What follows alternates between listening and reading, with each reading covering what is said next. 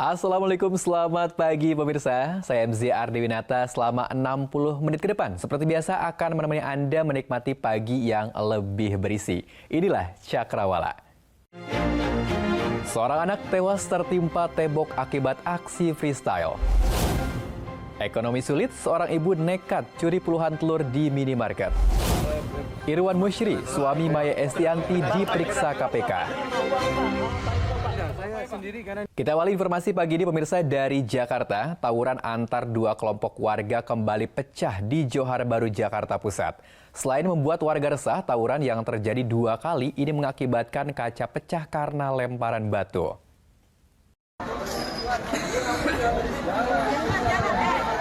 Sebelumnya dua kelompok warga di Jalan Keramat Jaya Baru, Johar Baru, Jakarta Pusat terlibat aksi saling serang.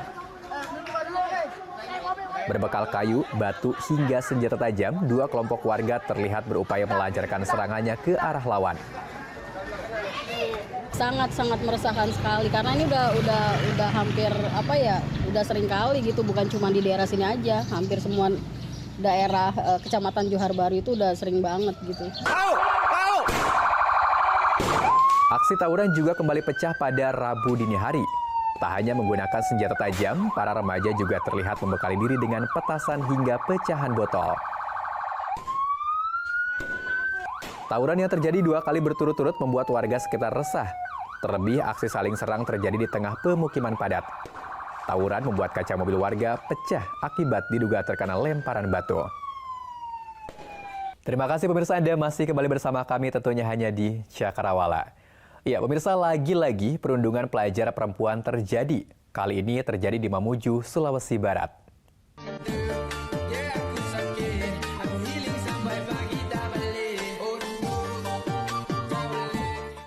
Terekam dalam video amatir yang viral di media sosial, aksi perundungan sejumlah pelajar perempuan.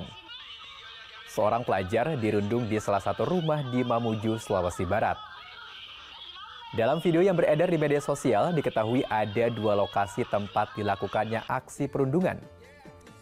Keluarga korban saat ini sudah melaporkan kasus itu ke Polresta Mamuju. Polisi hingga kini masih mengumpulkan bukti-bukti video perundungan dan akan memanggil para pelaku.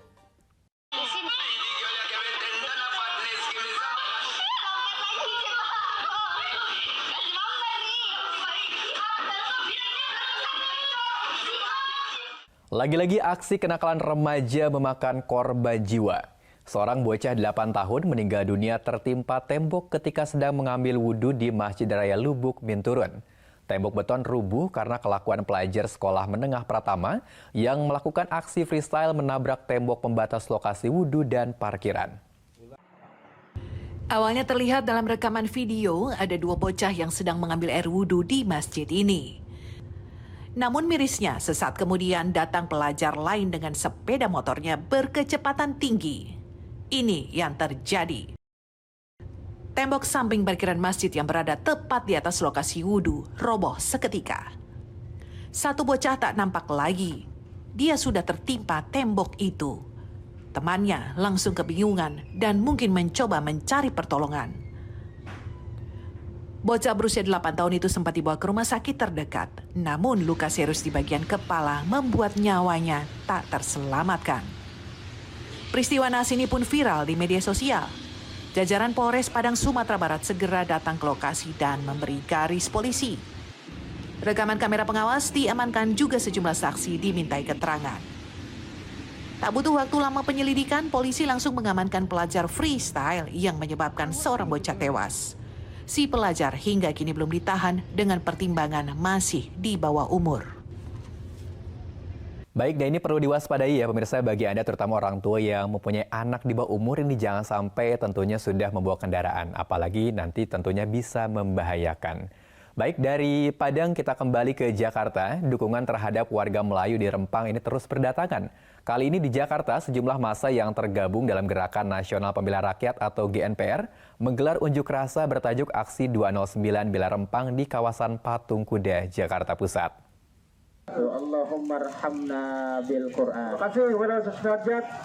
Unjuk rasa digelar untuk menyikapi konflik lahan di Rempang, Batam.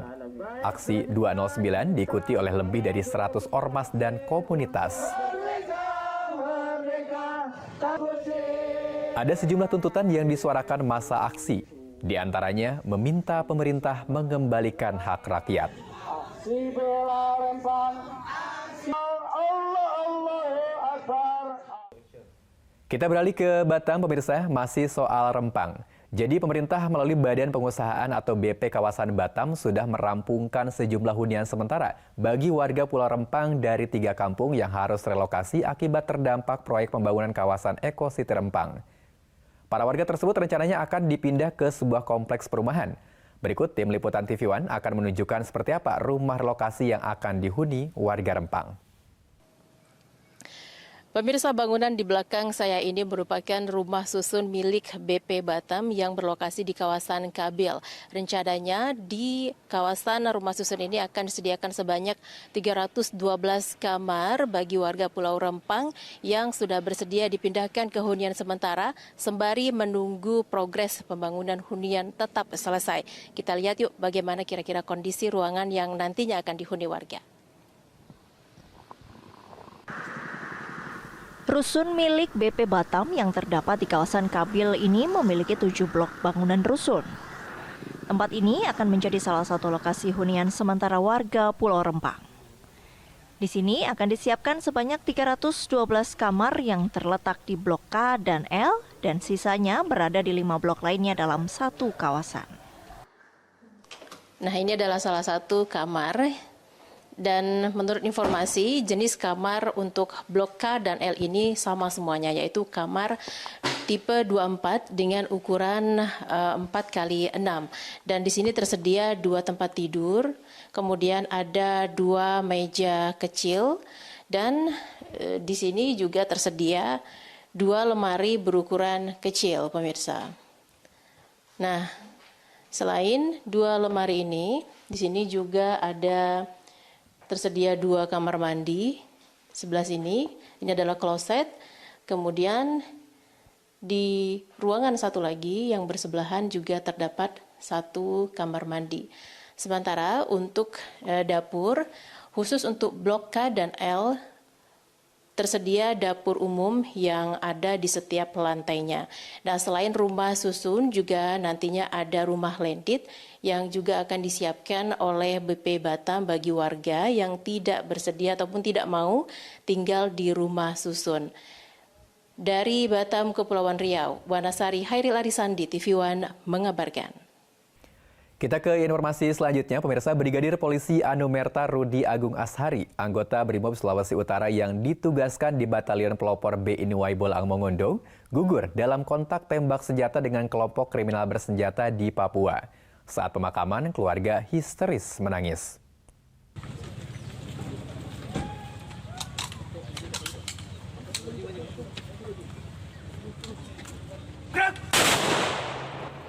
Pemakaman dipimpin langsung Wakapolda Sulawesi Utara, Brigadir Jenderal Polisi Jan de Vretes. Isak tangis istri, keluarga hingga para kerabat tak terbendung saat jenazah masuk ke liang lahat.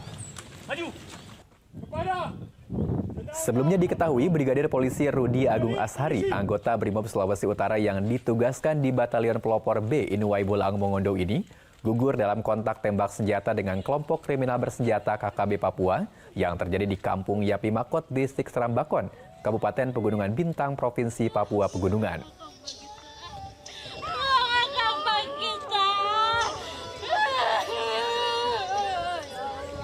Brigadir Polisi Rudi Agung Ashari meninggalkan seorang istri dan seorang anak yang baru berusia 3 tahun.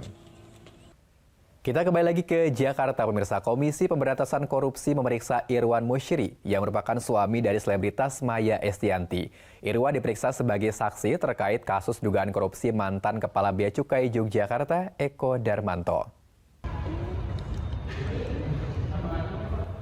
Irwan Musyri datang memenuhi panggilan penyidik di Gedung Merah Putih KPK. Direktur Utama perusahaan jam tangan mewah ini diperiksa bersama 4 saksi lain. Semua berjalan baik, saya hanya memberikan keterangan mengenai ini dan sisanya bisa banyak memberikan keterangan kepada tim penyidik KPK, mungkin mereka yang akan memberi keterangan. Tapi Pak Irwan sendiri mengenal Pak Eko Darmanto, Pak? Terus Pak, jalan dulu. Kenal sama Pak Eko Darmanto? Usai diperiksa, Irwan mengaku hanya memberi keterangan dan memastikan pemeriksaan ini tidak terkait dengan transaksi jual beli jam tangan dengan mantan Kepala Bea Cukai Yogyakarta Eko Darmanto. Irwan menyatakan kasus yang menjerat Eko terjadi sudah lama dan tak diingatnya lagi. Sebelumnya pemirsa, Eko Darmanto ditetapkan sebagai tersangka kasus dugaan penerimaan gratifikasi dan tindak pidana pencucian uang atau TPPU.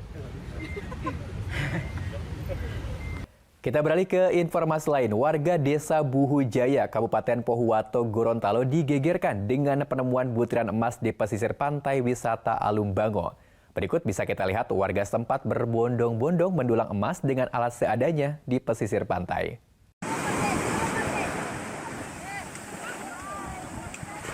Inilah warga desa Buhu Jaya, Kecamatan Pagu Awat, Kabupaten Pohuwato, Gorontalo yang melakukan aktivitas pencarian emas di pesisir pantai wisata Alumbango.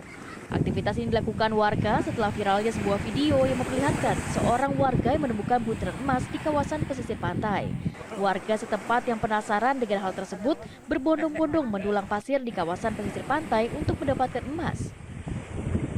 Di lokasi itu warga menambang emas menggunakan alat sederhana seperti bahan dari kapet, terpal, serta alat lainnya seperti batu kelapa, ember, dan juga penggorengan.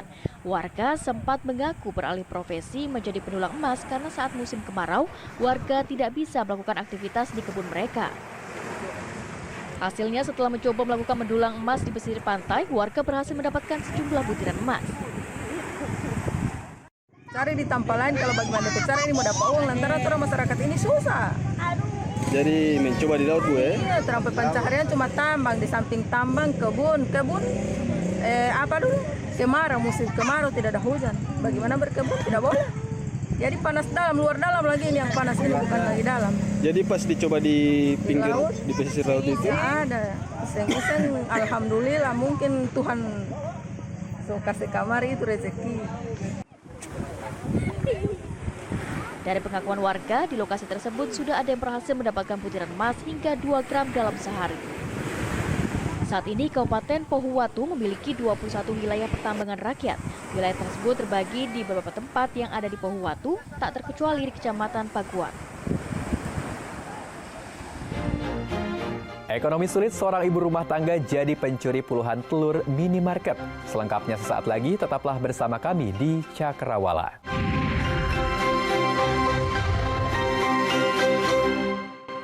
Pemirsa, Anda kembali bersama kami tentunya masih di Cakrawala. Informasi yang satu ini patut diwaspadai nih pemirsa, terutama bagi Anda yang punya hewan ternak. Pasalnya di Cianjur, Jawa Barat, komplotan pencuri ternak beraksi. Pelakunya ada 7 orang. Mereka membawa senjata tajam dan menyekap pemilik domba. Sebanyak 40 domba dibawa kabur. Polisi pun telah menyegel tempat kejadian perkara dan mengamankan motor yang digunakan pelaku. 7 pencuri ternak beraksi di Cibeber, Cianjur, Jawa Barat. Rekaman CCTV jelas memperlihatkan komplotan ini menutup wajah dan membawa senjata tajam masuk ke area kandang domba lalu menyekap pemiliknya. Dengan leluasa mereka membawa satu persatu lebih dari 40 domba ke dalam mobil senilai 90 juta rupiah. Domba kemudian mereka jual dengan harga 2 hingga 3 juta rupiah per ekor. Berdasarkan rekaman CCTV, polisi menangkap para pelaku. Rupanya dari 7 pelaku, 3 diantaranya residivis kasus serupa. Jadi perannya masing-masing, ada sebagai eksekutor, ada juga sebagai pemantau, kemudian ada juga sebagai pembawa kendaraan. Itu berapa banyak barang bukti yang di... Untuk domba yang dicuri sebanyak 40 domba, kalau ditafsir kerugiannya senilai 90 juta. Dari para pelaku, polisi menyita mobil yang digunakan para pelaku untuk mengangkut ternak curian.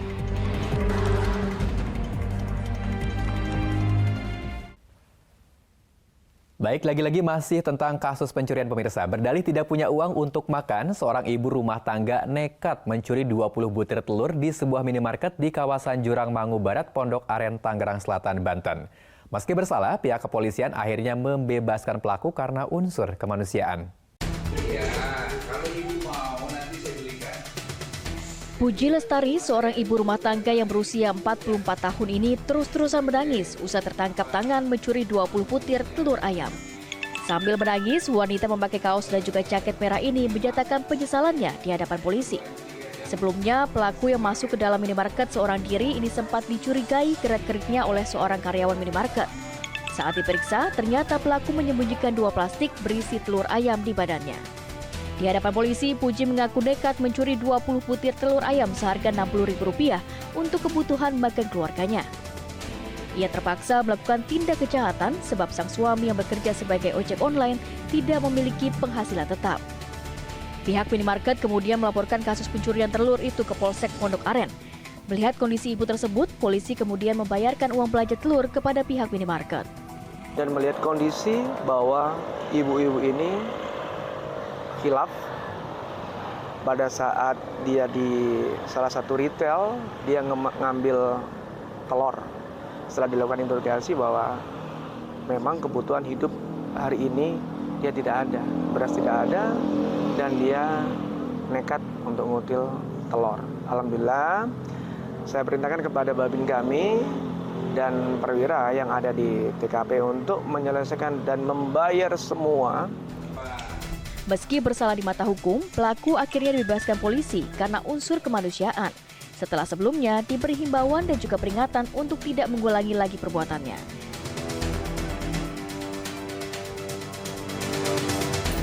Sebuah pabrik miras ilegal digerebek tim Reskrim Polsek Tambora, Jakarta Barat. Sehari-hari pelaku menyamarkan pabrik miras sebagai tempat konveksi.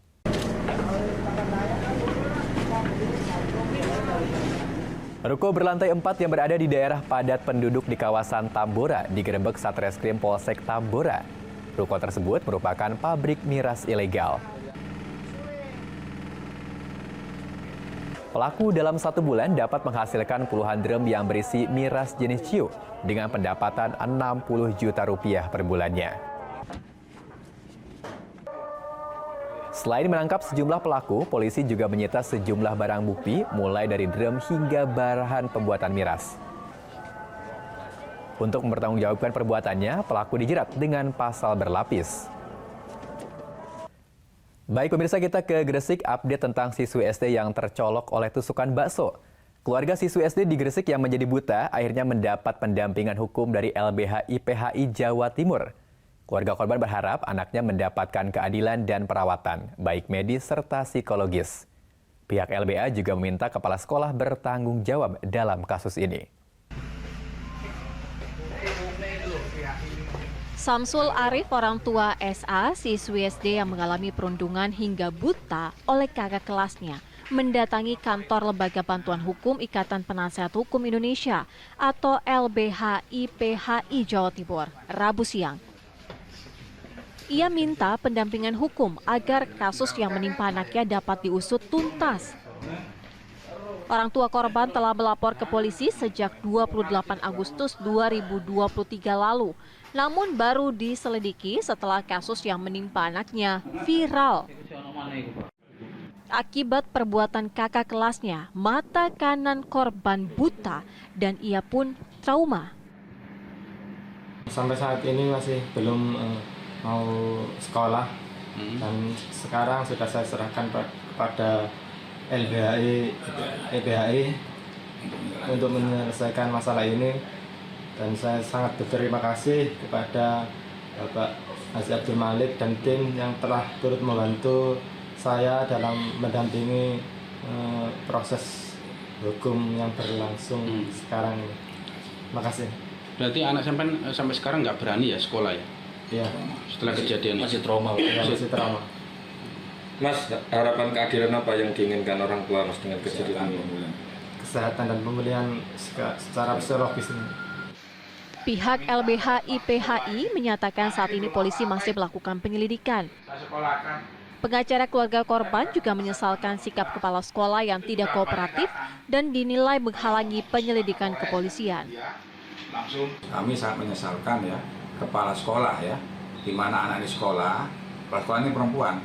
Ini kepala sekolahnya ini tidak manusiawi ya.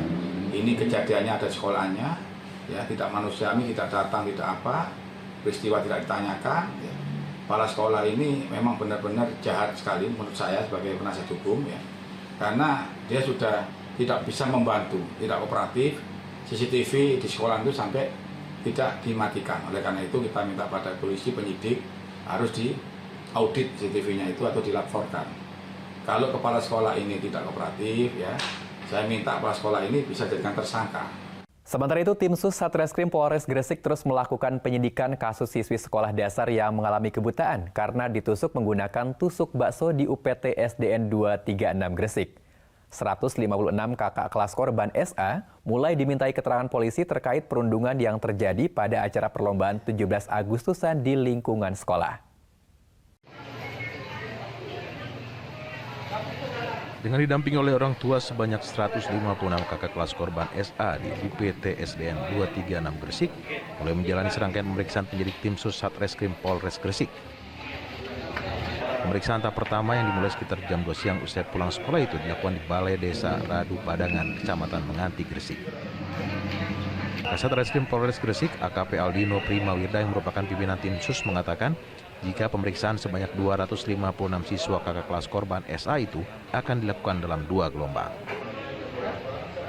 Jumlah siswa semua 156 dan semuanya kita periksa. 156? 156. Itu acak saat semua? Semuanya diperiksa ya? Itu materi yang bisa ditanyakan apa aja? Semua terkait kejadian tanggal 7 Agustus tersebut. Nah, itu? Kita tunggu nanti. 156 siswa soalnya. Anggota belum pulang dari pagi. Semua, pokoknya kejadian tanggal 7. Kejadian tanggal 7 itu kita periksa. Bagi yang melihat, menyaksikan. Berapa anak itu dan diperiksa? 156 siswa. Dan ini kan dari kelas baru? Semua. Menurut Aldino, pemeriksaan dilakukan secara khusus mengingat para siswa masih anak-anak di bawah umur. Mereka dimintai keterangan seputar soal peristiwa yang menyebabkan mata kanan SA mengalami kebutaan. Adapun materi pemeriksaan terkait dugaan perundungan, baik siswa yang melihat maupun mengetahui secara langsung dengan pendampingan orang tuanya masing-masing. Kita beralih ke informasi lain. Seorang buronan kasus pembunuhan di Kabupaten Pringsewu, Lampung sejak 2019 silam diringkus polisi di tempat persembunyiannya di salah satu kontrakan di Bekasi, Jawa Barat. Tersangka nekat membunuh tetangganya sendiri karena kesal dengan ulah sang tetangga yang kerap membuat onar.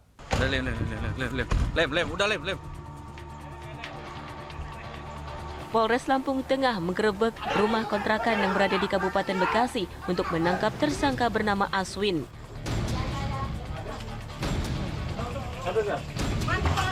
Pria berusia 38 tahun itu menjadi buronan setelah nekat membunuh tetangganya pada tahun 2019 lalu di Pringsewu, Lampung. Aswin yang melihat kedatangan petugas tak bisa berkutik dan hanya bisa pasrah digiring ke dalam mobil. Sementara anggota keluarganya menangis saat Aswin dibawa petugas.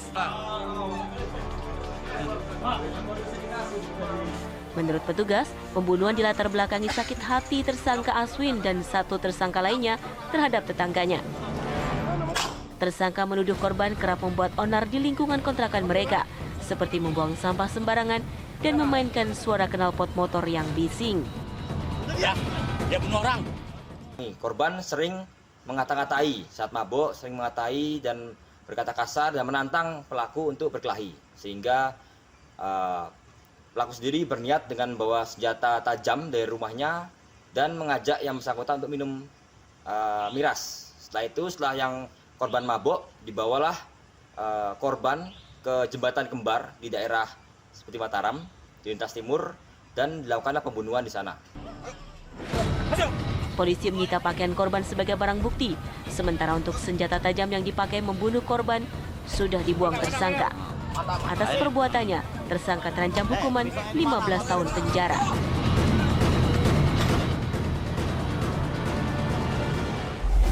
Warga rela datang sejak pagi untuk mendapatkan bantuan beras program bantuan pangan dari pemerintah sebanyak 10 kg.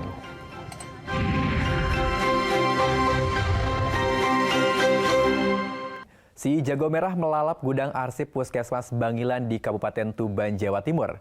Besarnya kobaran api membuat pasien dan tenaga kesehatan Puskesmas Bangilan panik dan berhamburan keluar menyelamatkan diri. Beginilah upaya warga setempat memadamkan api dan menyelamatkan barang-barang dari dalam gudang arsip Puskesmas.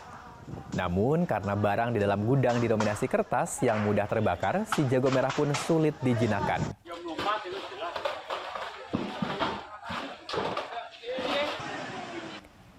Api baru berhasil dipadamkan 2 jam kemudian setelah petugas damkar mengerahkan 3 unit mobil pemadam kebakaran.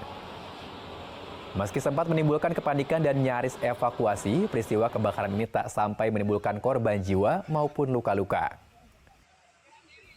Sumber kebakaran diduga berasal dari warga sekitar yang membakar sampah di lahan kosong hingga merembet ke area puskesmas. Kondisi terakhir, api masih menyala. Truk singgahan sudah di lokasi. Baik, nah ini juga bisa jadi pelajaran pemirsa ya. Jangan tentunya membakar sampah sembarangan apalagi di musim kemarau seperti ini. Karena kejadian yang di puskesmas ini bisa aja terjadi seperti di Bromo kemarin tentunya. Baik, kita ke informasi selanjutnya. Ini kita baru aja bisa bernapas lega karena virus COVID udah lewat. Nah sekarang ini kita mesti waspada nih pemirsa dengan virus lainnya. Adalah virus Nipah yang tengah mewabah kembali di negara bagian Kerala, India dalam beberapa waktu terakhir dan sudah menewaskan 2 orang. Menurut WHO, Indonesia termasuk negara yang berisiko terinfeksi virus Nipah. Adapun virus Nipah dinilai bisa menjadi 1 dari 3 penyebab pandemi berikutnya. Ya mudah-mudahan sih jangan sampai ya. Nah, lantas apa itu virus Nipah dan apa yang menjadi penyebabnya? Berikut informasinya. Belum pudar ingatan akan trauma pandemi COVID-19. Kini dunia dibuat was-was dengan penyebaran virus Nipah yang dinilai bisa menjadi pandemi berikutnya. Pemerintah Indonesia bahkan disebut mulai meningkatkan kewaspadaan terhadap virus Nipah, menyusul temuan 5 kasus di negara bagian Kerala, India yang menyebabkan kematian 2 orang. Virus Nipah dinamai berdasarkan nama desa di Malaysia tempat virus ini pertama kali ditemukan pada tahun 1999. Wabah pertama menewaskan lebih dari 100 orang dan mendorong pemusnahan 1 juta ekor babi sebagai upaya untuk membasmi virus tersebut. Kasus virus ini juga pernah ditemukan di Singapura, Bangladesh, dan secara berkala terdeteksi di India. Wabah Nipah terbaru yang terjadi di Kerala adalah yang keempat kalinya sejak tahun 2018. Negara bagian itu sempat berhasil membasmi wabah sebelumnya dalam hitungan minggu melalui pengetesan secara luas dan isolasi yang ketat terhadap mereka yang pernah berkontak dengan pasien. WHO menyatakan ada 3 penyakit yang kemungkinan akan menjadi pandemi berikutnya, yaitu influenza, zoonosis, dan juga penyakit yang ditularkan hewan ke manusia termasuk virus Nipah, dan yang disebut dengan disease X atau patogen yang belum diketahui. Menurut WHO, Indonesia termasuk negara yang beresiko terinfeksi Nipah, namun sejauh ini belum ditemukan kasus infeksi virus Nipah pada manusia maupun hewan ternak di Indonesia. Ya, sebelumnya pemirsa, seperti yang kita tahu, Indonesia dihantam pandemi COVID-19 yang menyebabkan dampak besar di kesehatan hingga ekonomi masyarakat. Pandemi COVID-19 di tahun 2020 hingga 2022 lalu, ini dinilai bisa menjadi pengalaman berharga bagi Indonesia dalam menghadapi ancaman pandemi berikutnya.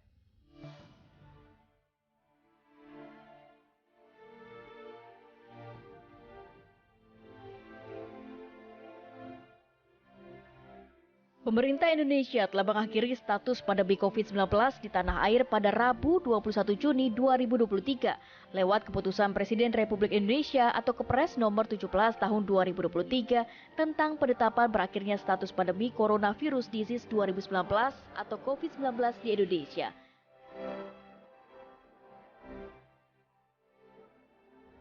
Namun COVID menghantam segala lini di Indonesia pada tahun 2020. Kasus positif COVID-19 di Indonesia pertama kali dideteksi pada tanggal 2 Maret 2020 ketika 2 orang terkonfirmasi tertular dari seorang warga negara Jepang. Sebulan berikutnya pandemi sudah menyebar ke 34 provinsi dengan DKI Jakarta, Jawa Barat, dan juga Jawa Tengah sebagai provinsi paling terpapar SARS-CoV-2 di Indonesia. Hingga Juli 2023, Indonesia telah melaporkan 6,8 juta lebih kasus positif COVID dan menempati peringkat pertama terbanyak di Asia Tenggara. Dalam hal angka kematian, Indonesia menempati peringkat ketiga terbanyak di Asia dengan 161.879 kematian. Namun angka kematian diperkirakan jauh lebih tinggi dari data yang dilaporkan lantaran tidak dihitungnya kasus kematian dengan gejala COVID-19 akut yang belum dikonfirmasi atau dites.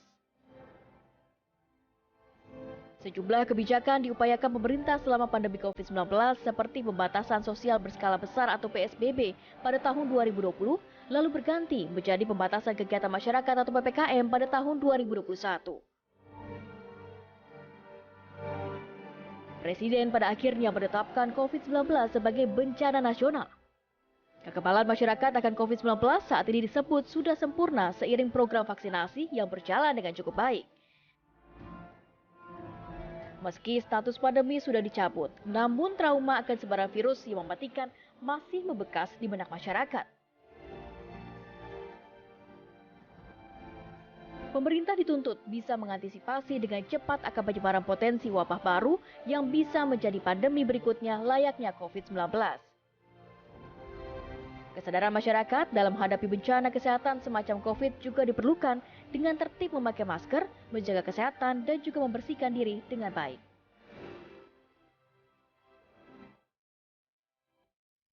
Baik, kita ke informasi lain. Ini informasi yang mungkin bisa membuat ibu-ibu rumah tangga agak sedikit khawatir ya.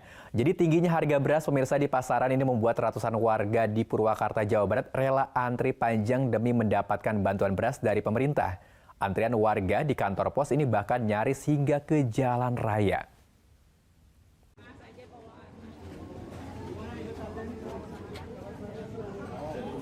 Antrian panjang warga terus memadati kantor pos utama Purwakarta di Jalan KK Singawinata. Warga rela datang sejak pagi untuk mendapatkan bantuan beras program bantuan pangan dari pemerintah sebanyak 10 kg. Warga penerima bantuan merupakan mereka yang tercatat sebagai penerima dari data terpadu kesejahteraan sosial. KTP dan kartu keluarga harus dibawa saat mengambil bantuan beras ini. Jumlah bantuan yang disalurkan di lokasi ini mencapai 3.000 keluarga penerima manfaat yang berasal dari 3 kelurahan. Masih dari Jawa Barat pemirsa, kemarau panjang membuat waduk irigasi kekeringan di Ciamis. Selain berdampak pada sektor pertanian, tempat wisata di waduk juga sampai harus ditutup. Sementara itu di Bekasi, Jawa Barat juga warga terus mengeluh karena krisis air bersih dan tidak layak dikonsumsi karena sungai tercemar.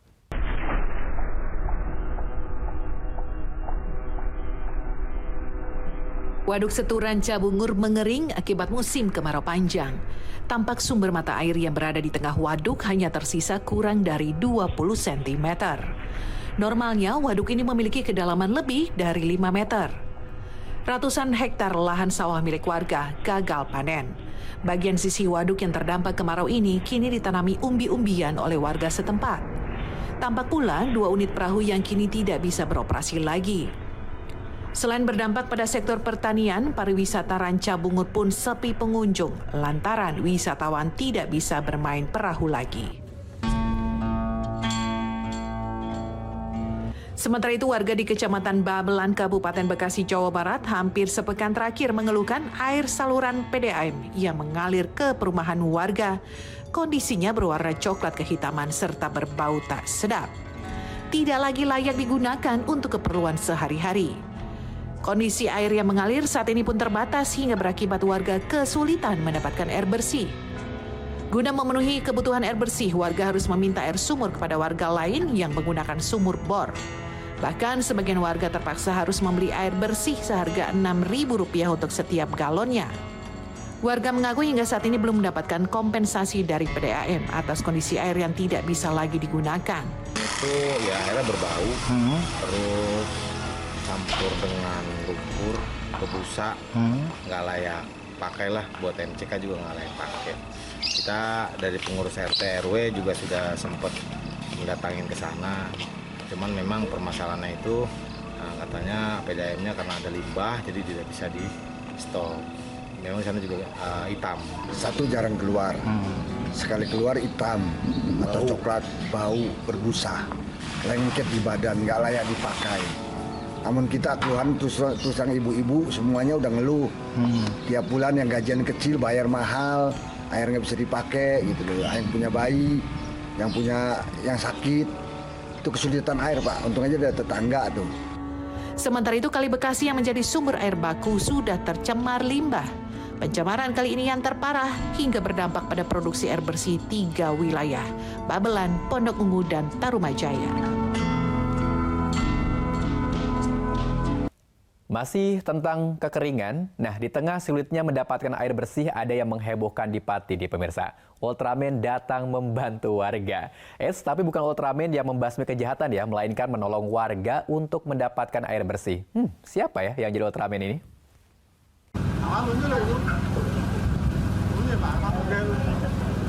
Inilah aksi relawan yang menghibur sekaligus memberikan bantuan air kepada warga Desa Maitan, Kecamatan Tambak Romo, Pati, Jawa Tengah yang mengalami krisis air bersih. Ya, relawan ini mengenakan kostum superhero asal Jepang, Ultraman. Supriyadi adalah orang di balik kostum Ultraman tersebut. Dia mengaku sengaja memakai kostum tersebut untuk menarik para donatur agar lebih banyak yang memberikan donasi untuk membantu warga yang terdampak kemarau ekstrim. Supriyadi menuturkan dari hasil donasi komunitas Ayo Berbagi Pati ini, sudah 20 tangki air yang telah disalurkan ke 4 kecamatan di Pati, yakni Kecamatan Tambak Romo, Winong, Puncak Wangi, dan juga Jakenan. Saya pakai kostum ini untuk menarik para donatur, karena di Pati itu masih banyak bencana-bencana yang kekurangan air ya di daerah-daerah tertentu, daerah arah Pati ini. Ada berapa tangki Mas tadi Mas di? Ini ada 2 tangki, ini dari ABP ya, Ayo Berbagi Pati. Donatur kita kumpulkan, kita belikan 2 tangki air, kita kirim ke desa ini, desa Maitan. Menurut warga, sosok Ultraman ini selain membantu mendistribusikan air bersih untuk warga, juga menghibur warga yang tengah antri bantuan air bersih tersebut. Dan Ultraman juga tanggapannya gimana sih? Bisa menghibur warga sini lah. Bisa menghibur warga. Mungkin harapannya Mas ada bantuan lagi atau bagaimana? Ya,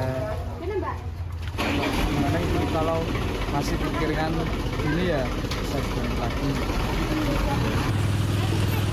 Sementara data dari BPBD Pati hingga hari ini sebanyak 37.114 jiwa dari 7.949 kepala keluarga terdampak kekeringan.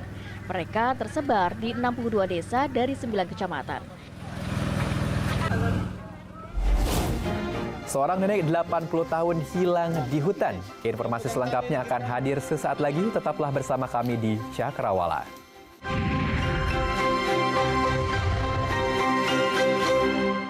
Di Kabupaten Buton Selatan, Sulawesi Tenggara, pemirsa, Wak Siambo, nenek 80 tahun yang sempat hilang selama 3 hari di dalam hutan, akhirnya berhasil ditemukan warga meski dalam kondisi lemas karena tidak makan dan tidak minum.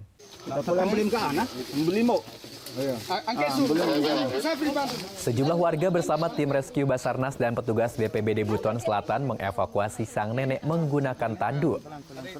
Tim penyelamat menuruni bukit yang terjal untuk mengevakuasi korban ke mobil ambulans. Kemudian membawa korban ke Puskesmas Sampolawa untuk mendapatkan perawatan medis.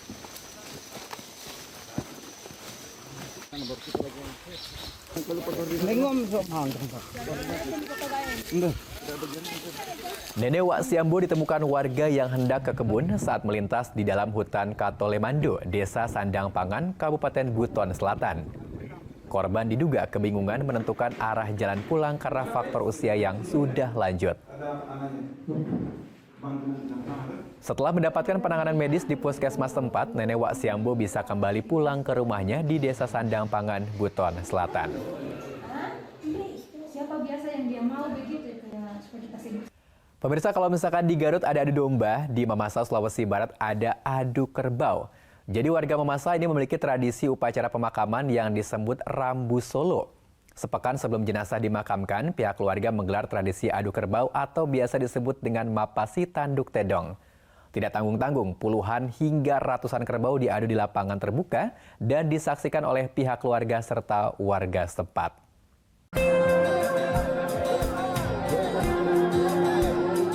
Rambu Solo atau tradisi upacara kematian digelar oleh tokoh masyarakat di Desa Tondok Bakaru, Kecamatan Mamasa, Kabupaten Mamasa, Sulawesi Barat. Rambu Solo digelar di areal persawahan yang berada tidak jauh dari rumah duka Obed Nego de Parinding, mantan Bupati Mamasa. Bagian dari tradisi Rambu Solo yang selalu menjadi perhatian warga adalah adu kerbau atau mapa si tanduk tedong. Keluarga yang berduka setidaknya menyiapkan 10 ekor kerbau. Kerbau diadu secara bergantian. Kerbau yang kalah langsung disembelih dan kemudian dagingnya dibagikan ke pihak keluarga sebagai tanda adanya hubungan kekerabatan. Rambu Solo sudah dilakukan warga suku Mamasa turun-temurun selama ratusan tahun sebagai lambang strata sosial. Hanya keturunan bangsawan yang bisa menggelar upacara Rambu Solo karena biaya yang dibutuhkan sangat besar, bahkan mencapai miliaran rupiah. Di sisi lain, tradisi ini juga kini menjadi hiburan masyarakat dan meningkatkan perekonomian warga sekitar. Papa Sitandukan ini, Papa Silagadi ini, sesungguhnya kalau dilihat dari konteks sekarang, di zaman sekarang ini, itu adalah hiburan rakyat. Hiburan rakyat. Berikut lagi juga di sana ada hidup ekonomi kerakyatan. So, ribuan orang itu, bahkan puluhan ribu orang ini yang datang menonton, itu pasti butuh air minuman segar misalnya, atau makanan-makanan yang siap saji, palpiung dan segala macamnya, kue-kuean tradisional. Nah, ketika itu sudah dilakukan oleh masyarakat luas, itu akan ada hidup ekonomi kerakyatan di situ. Oke deh. Meski sudah sangat jarang diadakan, tradisi Rambu Solo masih terus dijaga kelestariannya.